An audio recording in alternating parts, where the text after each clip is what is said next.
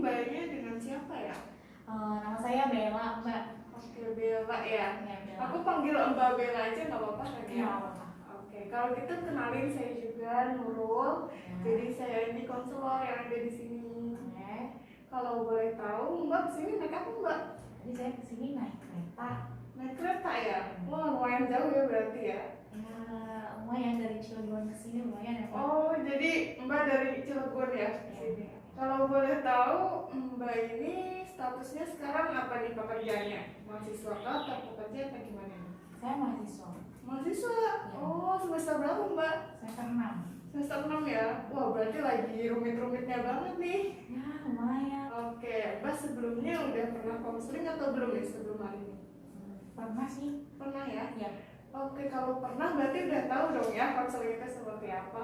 Ya, setahu saya sih konseling itu kayak konselor ngasih bantuan ke klien kan, supaya masalah klien itu bisa dibantu gitu buat diselesaikan gitu, Mbak. Iya, betul banget Mbak, betul sekali. Jadi yang Mbak bicarakan tadi benar sekali, konseling itu seperti itu. Dan Mbak juga nggak perlu khawatir nanti untuk cerita masalahnya, karena nanti insya Allah saya akan menjaga rapat rahasianya dan tidak akan tersebar kemana-mana. Dan saya harap Mbak juga terbuka pada saya, karena kalau Mbak terbuka, insya Allah kita bersama-sama bisa mengentaskan masalah yang ditanyakan Mbak. Sih. Jadi berarti udah paham ya Mbak ya? Ya. Oke. Kira-kira hari ini apa nih yang mau diceritain Mbak? Saya kan sekarang mahasiswa semester 6, Mbak. Udah mau 2 semester ya, udah semenjak pandemi.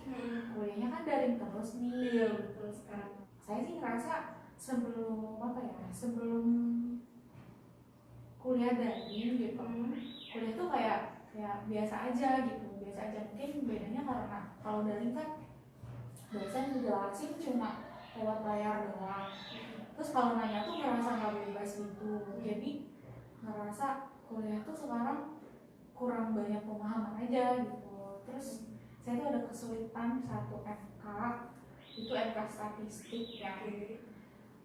Udah gimana ya, itu tuh aku ngerasa kayak mata kuliah tuh mengganggu aku banget. Tugas tuh kan kayak gak kira-kira gitu loh Mbak. Kayak gak kira-kira dan apa ya, itu tuh ngerasa ngebebanin aku banget gitu.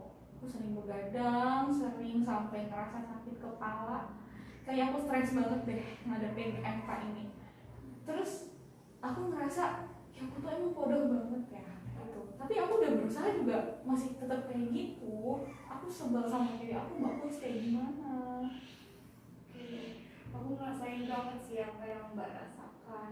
Gimana rasanya ketika mengerjakan sesuatu tapi masih belum bisa juga, tapi udah berusaha semaksimal mungkin tapi masih belum juga. Aku ngerasainnya sih.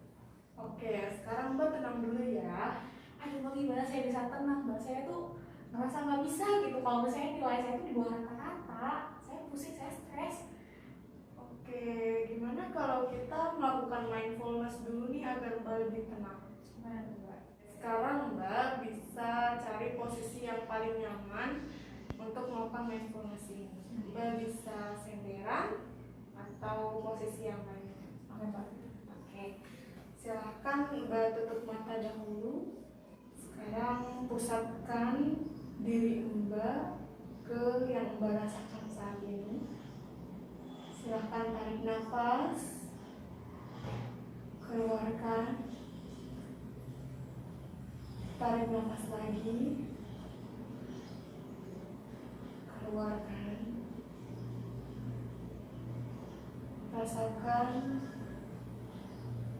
udara yang ada di sekitar Anda. Rasakan aliran udara yang masuk ke hidung Anda di tiap hembusan nafas. Rasakan bahwa Anda semakin tenang, rileks, nyaman sekali. Pusatkan pikiran Mbak dengan kondisi saat ini. Biarkan dan terima sensasi tubuh yang Mbak rasakan saat ini. Mbak akan merasa semakin tenang, rileks, nyaman. Seluruh tubuh Mbak merasa sangat ringan, dari kepala sampai kaki. Jika Mbak sudah merasa tenang dan rileks, silahkan buka mata Mbak. Oke. Gimana, udah tenang Mbak? Ya, lebih baik sih daripada tadi berasa rusuh. Oke, setelah Mbak menjadi lebih tenang, harapannya dengan melakukan mindfulness tadi, Mbak bisa berpikir dengan jernih dengan yang Mbak khawatirkan sekarang. Nah, tadi kan Mbak cerita bahwa Mbak sedang kesulitan dengan salah satu mata kuliah, yaitu MK Statistika. Dan Mbak sudah berjuang sekuat tenaga untuk belajar, memahaminya, mengerjakannya. Tapi tetap masih kesulitan, tetap tidak bisa, betul Mbak? Ya. Oke, selain MK Statistika ini, kalau MK yang lainnya bagaimana Mbak? MK yang lainnya sih saya rasa biasa aja, nggak terlalu mengganggu banget gitu. Oke, berarti yang Mbak merasa kesulitan itu hanya MK Statistika ini aja ya? Iya. Dan itu sangat mengganggu Mbak sekali, begitu Betul. ya? Oke, kalau gitu gini Mbak tahu ini apa Mbak? Tisu. Ya, betul sekali. Nah, tisu ini fungsinya untuk apa Mbak? Buat sebenarnya sih kayak ngelap keringat di wajah atau ngusap air mata. Tisu ini bisa untuk ngebersihin daun di kolam renang nggak? Enggak sih Mbak, agak repot ya kalau pakai tisu. Ya, bahkan tidak bisa ya Mbak ya.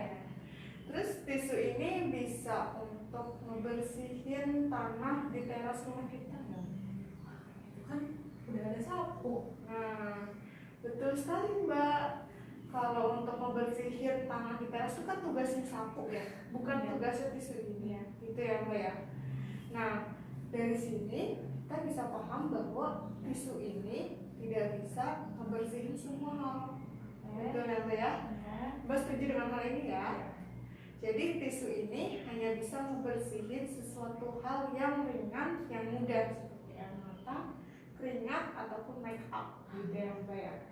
Nah, dari pemisahan ini kira-kira Mbak nangkep nggak nih apa kaitannya dengan masalah yang Mbak rasakan? Tadi kan Mbak bilang tisu ini nggak bisa membersihkan semua hal. Paling cuma buat hal-hal ringan kayak ngelap air mata atau keringat di wajah. Berarti aku juga itu dong. Jadi aku tuh nggak harus bisa semua hal. Yang Mbak, jadi dalam satu benda ini tidak bisa untuk melakukan semua hal. Tisu ini hanya bisa membersihkan hal-hal yang ringan saja. Begitupun dengan kita Mbak, tidak harus menguasai semua hal. Kita hanya bisa melakukan sesuatu dengan semampu kita. Kita hanya bisa berjuang dan berdoa. Selebihnya adalah urusan Allah. Jika kita tetap tidak bisa setelah berjuang dan berdoa semaksimal kita, it's okay, nggak masalah. Ya Mbak. Iya, gimana perasaannya sekarang Mbak? Ya lebih baik sih. Ya makasih Mbak buat sarannya. Nah, kira-kira dari konseling hari ini apa nih yang Mbak dapatkan? Dari konseling hari ini setelah saya cerita ke Mbak, saya jadi dapat insight bahwa saya tuh nggak harus bisa dalam semua hal. Iya. Jadi kalaupun nanti nih saya beri tugas MK statistika lagi, terus saya dapat nilai yang di bawah rata-rata atau kurang memuaskan ya, nggak apa-apa. Yang penting saya udah berusaha sih kayak gitu. Nah, sepertinya mungkin sampai sini aja ya konseling kita hari ini. Dan semoga konseling hari ini bermanfaat untuk Mbak, membawa Mbak menjadi pribadi yang lebih baik lagi. Ya, makasih banget ya Mbak udah dengerin cerita aku, udah denger aku curhat, udah membantu aku hari ini. Iya, saya juga makasih banget sama Mbak udah bersedia untuk terbuka sama saya, udah bersedia bercerita. Baik Mbak, sepertinya saya mau pamit sekarang. Makasih ya Mbak atas bantuannya Mbak. Assalamualaikum.